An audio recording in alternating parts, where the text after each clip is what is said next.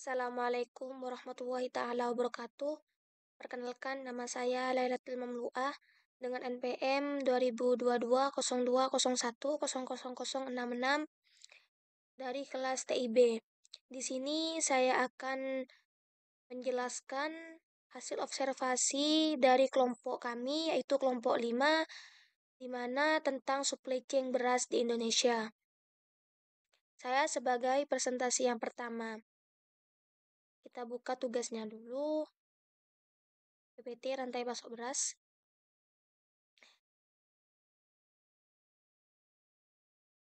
Di sini sudah ada rantai pasok beras di Kanginan Pamekasan dan rantai pasok beras di Waru Pamekasan. Di sini rantai pasok berasnya sedikit sama.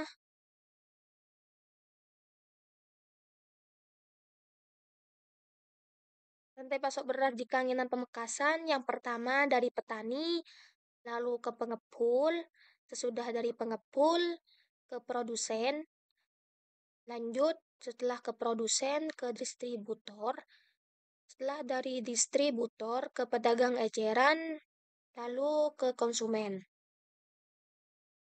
Sedangkan rantai pasok beras di Waru Pamekasan, yang pertama dari petani, lalu ke pengepul atau tengkulak, ke produsen, lanjut ke distributor, dan dilanjutkan ke pedagang atau pengecer, lanjut yang terakhir yaitu ke konsumen. Petani menyediakan atau membeli benih atau bibit padi unggul, mengolah lahan, pertanian, dalam kurung pembajakan, pemupukan, pengairan. Ketiga yaitu menanam dan merawat tanaman padi, dalam kurung penyemprotan, penyiangan. Sedangkan tengkulak yaitu memberi gabah langsung dari petani, dalam kurung dengan sistem timbang langsung atau sistem panjar, menyentir gabah berdasarkan kualitas, menyimpan gabah dalam gudang sementara. Produsen yaitu menerima pasokan gabah dari pengumpul atau langsung dari petani, mengeringkan kembali gabah jika kadar air masih tinggi, menggiling gabah menjadi beras, dalam kurung proses pemisahan kulit padi dan sekam. Distributor yaitu membeli beras dari penggilingan, dalam kurung dalam jumlah besar, dan menyimpan beras di gudang, menyalurkan ke berbagai daerah, termasuk luar Madura jika distribusinya luas, dan menjual ke pedagang grosir atau eceran. Pedagang pengecer membeli beras dari distributor atau langsung dari produsen jika skala kecil, menjual beras di pasar tradisional, toko kelontong atau warung, mengemas ulang beras dalam takaran kecil seperti 1 kilogram atau 2 kilo atau lain-lain, melayani konsumen rumah tangga.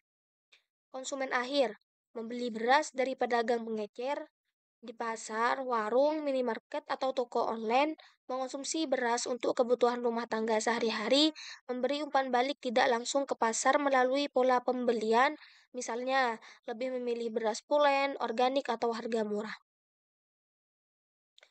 Sekian dari presentasi saya, dilanjut ke presentasi yang kedua.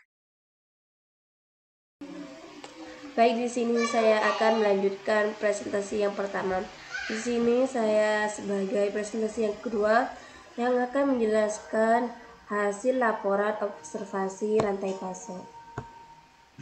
Jadi, observasinya di kelompok kami itu di Kangenan Pamekasan Madura, di mana di sumber hasil putra. Di sini tujuan dari observasi adalah untuk mengidentifikasi masalah nyata yang akan dihadapi dalam rantai pasok beras di lapangan. Metode pelaksanaan yaitu melalui wawancara secara terstruktur kepada pemilik CV sumber hasil putra sebagai stakeholder kunci dalam rantai pasok beras. Pendekatan ini memungkinkan mengumpulkan data yang mendalam terkait proses bisnis, tantangan, kebutuhan di digitalisasi yang dapat diterapkan. Gambaran umum objek observasi yang validasi. Observasi dan wawancara dilakukan di Kecamatan Kangilan, merupakan salah satu daerah sentra produksi dan distribusi beras di wilayah Madura.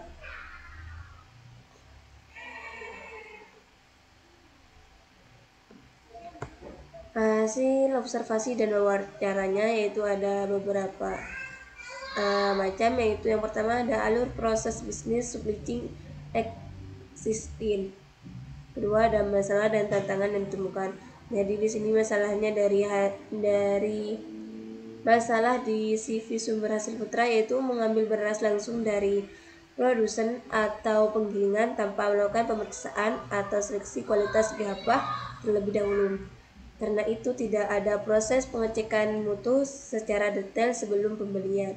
Hal ini menyebabkan kualitas beras yang didistribusikan menjadi tidak terjamin secara konsisten. Sebab utamanya masalah ini adalah kurangnya kapasitas dan sistem untuk melakukan pengujian atau penilaian mutu gabah sebelumnya yang diterima. Selain itu, keterbatasan waktu dan sumber daya membuat pemilik usaha lebih membeli langsung dari produsen tanpa proses seleksi yang ketat.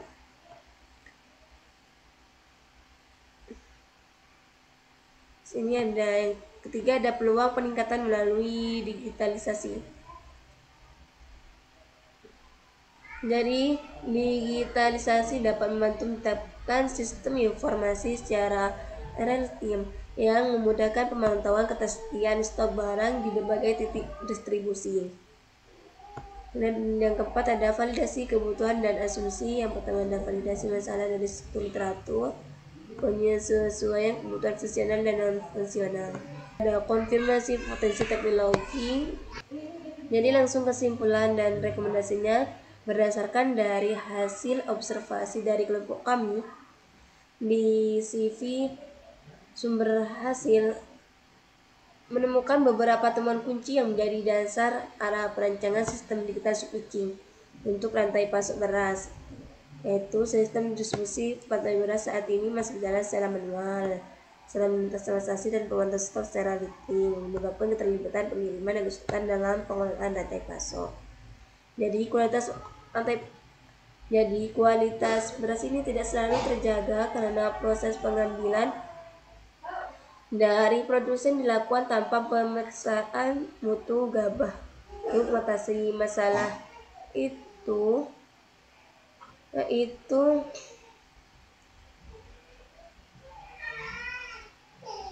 jadi kualitas beras ini di CV sumber hasil putra. Jadi kesimpulan dari berdasarkan hasil observasi di CV sumber hasil putra yaitu kita menemukan beberapa kunci yang menjadi dasar arah perancangan sistem digital supply chain untuk rantai pasok berasnya. Jadi kualitas beras itu tidak selalu terjaga karena proses pengambilan dari produsen dilakukan tanpa pemeriksaan mutu gabah terlebih dahulu, sehingga berpotensi menurunkan konsistensi produk yang sampai ke konsumen. Jadi pemilik CV sumber hasil putra ini menunjukkan keterbukaan terhadap penerapan teknologi digital yang dapat meningkatkan efisiensi dan transparan dalam rantai pasok. Ada rekomendasi untuk desainnya sini ya. Lanjut. Nah, ini adalah bukti dari foto observasi kelompok kami. Terakhir yaitu transkrip singkat atau catatan wawancara. Yang pertama yaitu alur dari rantai pasoknya. Jadi pemilik CV itu menjelaskan bahwa beras diambil langsung dari produsen atau penggilingan di sekitar wilayah Pamekasan. Selanjutnya beras tersebut didistribusikan ke agen, pengecer, dan beberapa untuk kebutuhan khusus seperti makanan tahanan di lapas. Yang kedua yaitu sistem pengelolaan stok dan distribusi. Pengelolaan stok masih dilakukan secara manual dengan pencatatan sederhana. Tidak ada sistem digital yang digunakan saat ini sehingga informasi stok dan pengiriman sering terlambat dan kurang akurat. Yang ketiga yaitu kualitas beras. CV hanya mengambil beras tanpa melakukan pemeriksaan kualitas gabah terlebih dahulu. Hal ini yang menyebabkan kualitas beras yang didistribusikan menjadi bervariasi dan tidak selalu konsisten. Yang keempat, tantangan dalam rantai pasok. Kendala dari utama rantai pasok di kangenan tersebut yang dihadapi adalah keterlibatan pengiriman akibat kurangnya koordinasi dan informasi yang real time. Selain itu, keterbatasan literasi digital di antara pelaku rantai pasok menjadilah hambatan dalam adopsi teknologi. Yang terakhir yaitu pandangan terhadap digitalisasi. Jadi pemilik CV ini menyatakan terbuka terhadap penerapan teknologi digital yang dapat mempermudah pencatatan, pelacakan stok, dan komunikasi antar pelaku rantai pasok. Namun, mereka juga menekankan pentingnya pelatihan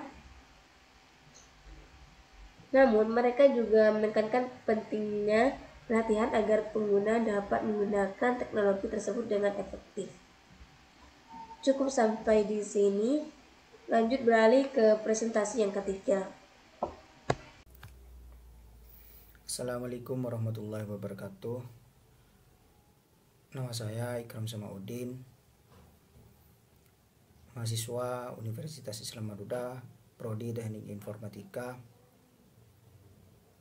angkatan 2022, kelas TIB. Di sini saya akan memenuhi tugas saya, yaitu mempresentasikan video dari sebuah tugas dari Pak Aang, yaitu tentang pembuatan aplikasi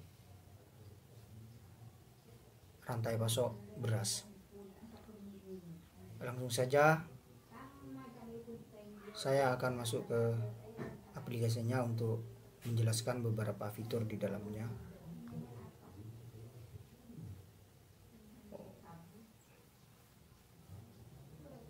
Terlebih dahulu saya akan menunjukkan classroom saya.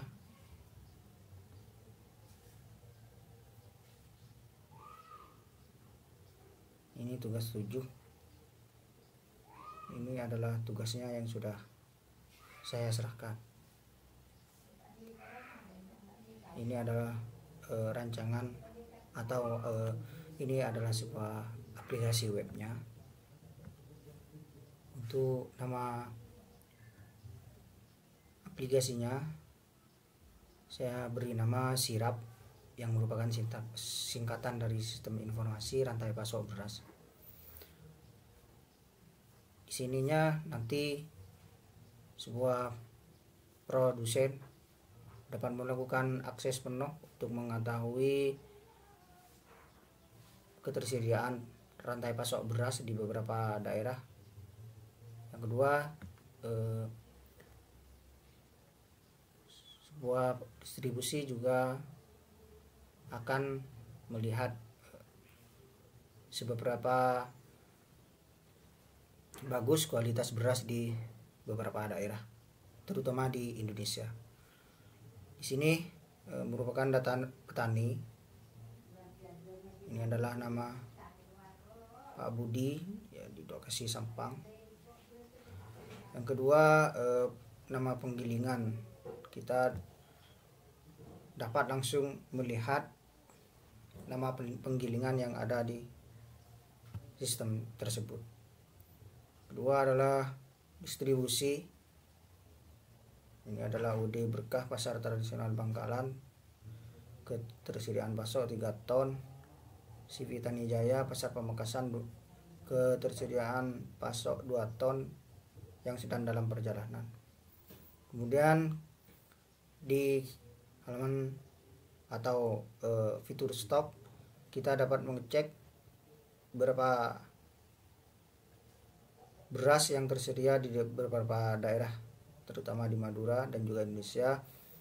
Di gudang Sampang yaitu tersedia 10 ton, misalnya juga di gudang Pamekasan 7 ton.